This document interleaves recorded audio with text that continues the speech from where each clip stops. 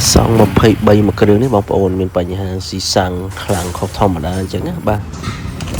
ម្ចាស់ប្រាប់ថាចាក់មកពេញជីកបានតែ100គីឡូបន្តិចទេបងប្អូន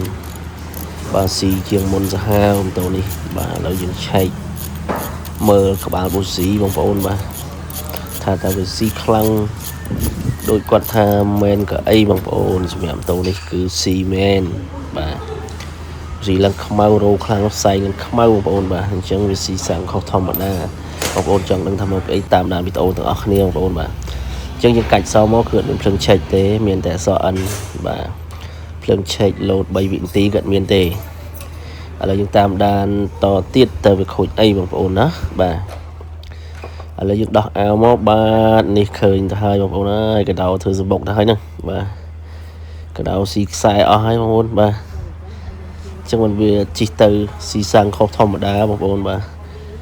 យើងខំមើលក្រៅឃើញអត់មានខូចអីទៅពេលដោះមកចប់និយាយទៅមកបងប្អូនបាទកដោស៊ីអស់ហើយបាទនេះកាត់ខ្សែដូចក្រោយខ្សែចូលម៉ូនីតូអីហ្នឹងនេះខ្សែសឆ្នូតខៀវកាត់បាត់ហើយបងប្អូនបាទបានអីចេញភ្លើងឆែកបាទកាត់ឡើងខ្ទេចអញ្ចឹងយើងធ្វើការតឡើងវិញបងប្អូនបាទយើងតខ្សែដាក់រៀបចំចូលវិញបាទយើងតខ្សែឲ្យស្អាតវិញចាំមើលយើងបញ្ឆេះមើលដល់វាមានភ្លើងឆែកណាបងប្អូននេះមានវិញបងប្អូនណាភ្លើងពណ៌លឿងបាទយើងដេបញ្ឆេះយើងរោវាមើលតើផ្សែងធ្លាក់ខ្មៅទៀតអត់បាទឃើញថាមិនមានផ្សែងខ្មៅធ្លាក់ទៀតទេបងប្អូនបាទនេះធម្មតាវិញហើយដំណើរការម៉ាស៊ីន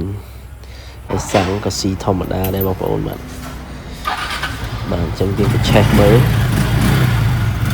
បាទយើងរោមើលគឺវាអត់មានផ្សែងខ្មៅទេបងប្អូនបាទធ្វើរួចរាល់គឺបញ្ហាកដោស៊ីខ្សែបងប្អូនអត់មានខូចអីទេបាទ